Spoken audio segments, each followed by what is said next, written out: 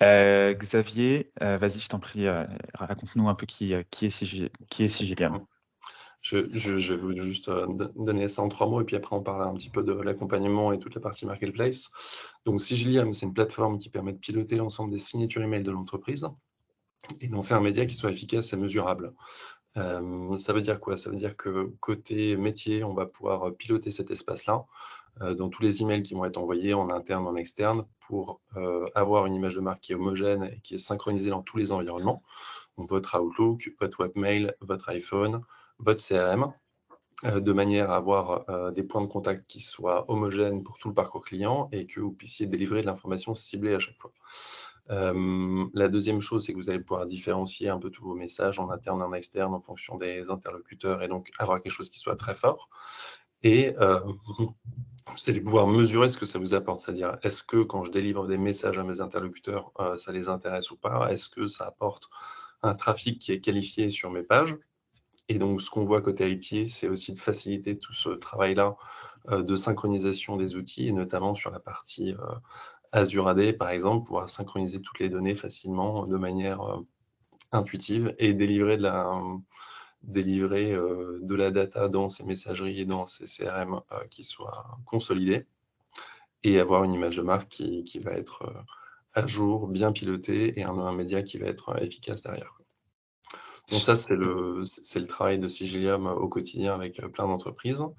Et on a d'abord développé la vente directe, ensuite commencé à développer la vente indirecte. Et c'est là où on a été mis en relation avec WeTransact, et c'est tout l'intérêt de vous partager ça aujourd'hui pour les éditeurs qui se posent la question de la marketplace. Super, merci beaucoup Xavier. Du coup, j'ai quelques petites questions pour toi, pour partager avec tout le monde ton retour d'expérience. Donc, ma première question, c'était quel était ton objectif lorsque vous avez envisagé la création d'une offre transactable dans la marketplace? Alors, l'objectif, c'était de mieux formaliser toute la partie vente indirecte qu'on avait déjà initiée, de manière à permettre à des intégrateurs, revendeurs de pouvoir trouver et directement connecter, donc d'acheter des licences directement depuis la marketplace et de pouvoir les connecter avec les tenants de leurs clients.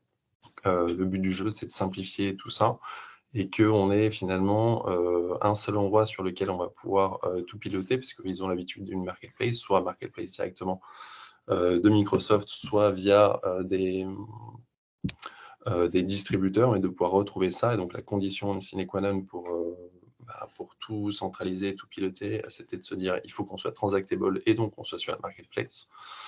Et qu'il y a un point d'achat unique finalement pour ces gens-là, ça soit un peu le one-stop shop sur lequel on va tout trouver. Et Nicolas l'a évoqué juste avant, cette solution éligible Mac, qu'elle puisse être dans les logiques d'achat des grands corporates ou des grandes entreprises qui ont des licences 365. Super. Et est-ce que tu peux nous parler d'un défi particulier que tu as rencontré lors de l'intégration Microsoft Marketplace et comment est-ce que tu l'as surmonté? Oui, bien sûr. En fait, quand on arrive devant chez Microsoft, c'est une énorme machine, c'est une énorme maison. Il se passe beaucoup de choses. Il y a différentes marketplaces, il y a plein de programmes dans tous les sens, etc. Donc, c'est un peu compliqué de savoir comment s'y retrouver. Et en fait, on s'est dit, on peut allouer de la ressource pour mettre ça en place, mais ça va nous prendre sans doute beaucoup de temps pour bien tout comprendre sur l'écosystème, l'environnement, les bonnes actions, etc. Et donc, on a préféré se tourner vers un spécialiste de la marketplace en se disant, on va gagner énormément de temps, on va être sûr des bonnes actions, on va pouvoir tout mesurer et avoir des dashboards pour tout piloter derrière. Et donc, le vrai défi, c'était de se dire comment ça marche de l'intérieur de cette grande maison et faisons appel à un expert, un spécialiste qui va nous permettre de gagner du temps là-dessus et de mettre ça en place en quelques jours plutôt qu'en quelques mois, quoi. Super. Et est-ce que tu peux nous partager quelle a été la plus grande réussite de Sigilium depuis que vous êtes sur la Microsoft Marketplace et quel rôle a joué votre stratégie de marketplace justement dans ce succès?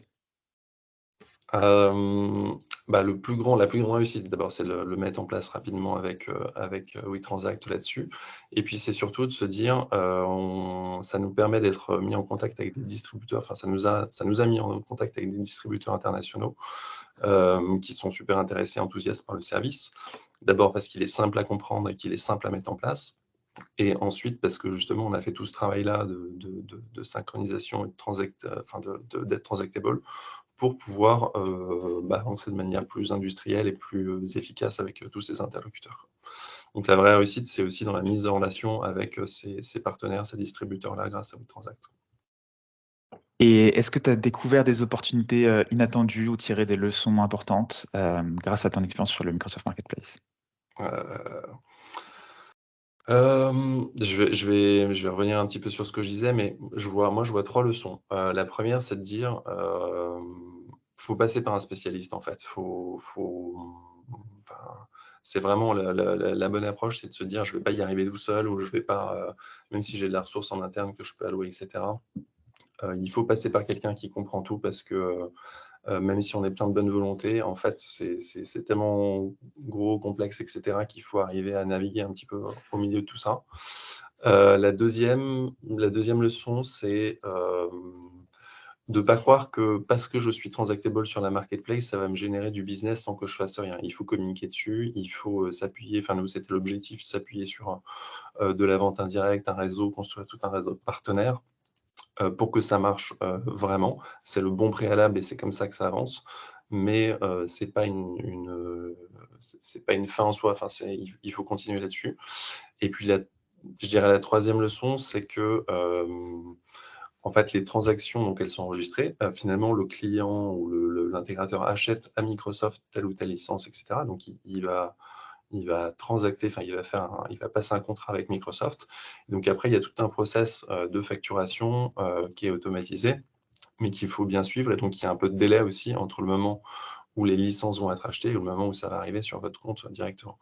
Donc se dire aussi, voilà, il y a un process qui se met en place, un peu comme la vente indirecte, c'est un petit peu plus long à se mettre en place, mais par contre ça avance, ça déroule et on bénéficie de la visibilité, de la force de frappe du réseau Microsoft. Nicolas a parlé de 400 000, de 400 000 vendeurs indirects derrière. Enfin, c'est un énorme réseau derrière. Voilà. C'est une belle machine une fois qu'on a mis tout ça en place, quoi. Donc c'est ça un peu les 3 leçons que je retiendrai de ça. Super. Et je vais te poser une dernière question. Quels sont aujourd'hui tes projets futurs pour la Microsoft Marketplace et comment tu envisages d'évoluer dans cet écosystème? Alors nous, on continue à avancer avec les distributeurs et on a des choses qui sont très prometteuses. Donc ça, c'est chouette. Et puis on va continuer à élargir un peu ce réseau-là. Nous, on cherche aussi à être mieux identifiés, à travers cette opération-là. Il y a d'abord le fait de devenir éligible Mac. On n'est plus très loin et donc c'est un vrai enjeu derrière. Et d'être mieux identifié par l'écosystème Microsoft et les équipes. Parce que c'est ce que je disais un peu au début, il y a tellement d'équipes, il y a tellement de choses qui se passent en même temps chez Microsoft que c'est l'opportunité d'être plus visible, de mieux travailler avec tout cet écosystème-là et de faire plus de business ensemble, quoi. Et pour que ça soit clair aussi pour tout le monde, parce que je connais un petit peu l'histoire, est-ce que tu peux préciser à tout le monde que tu as bien vendu et que tu fais du business aujourd'hui avec la Microsoft Marketplace? Je sais qu'il y a des éditeurs qui ont eu plus de frustration avec la Marketplace historiquement parce qu'ils n'ont pas réussi à avoir des ventes. C'est bien ton cas aujourd'hui. Ouais, ouais, tout à fait, en direct, en indirect, on est, je dirais on a commencé il y a quelques mois et on est alors on est sur des paniers moyens qui sont peut-être sur moins gros que d'autres éditeurs, mais on a fait 60 000 € de transactions directement via la marketplace, donc c'est pas inintéressant. Avec des paniers moyens qui sont autour de 1 700 €, 2 000 €, donc on est, ouais, c'est 1 700 € le panier moyen chez nous. Donc on est, si vous êtes des plus gros éditeurs, vous aurez des plus gros deals et vous allez aller plus vite. Nous, on met ça en place et en quelques mois, on a trouvé des choses quand même assez intéressantes à développer, quoi.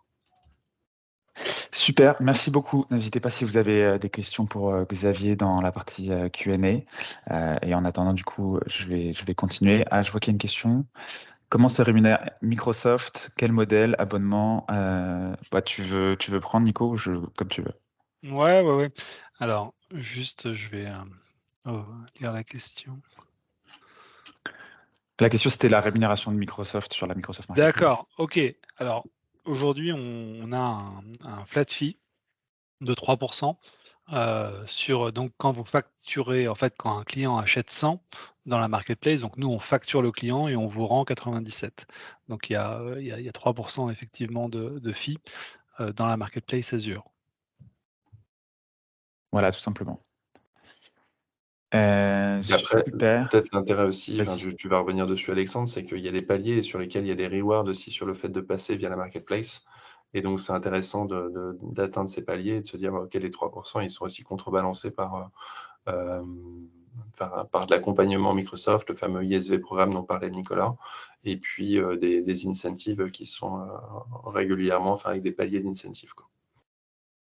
Complètement. C'est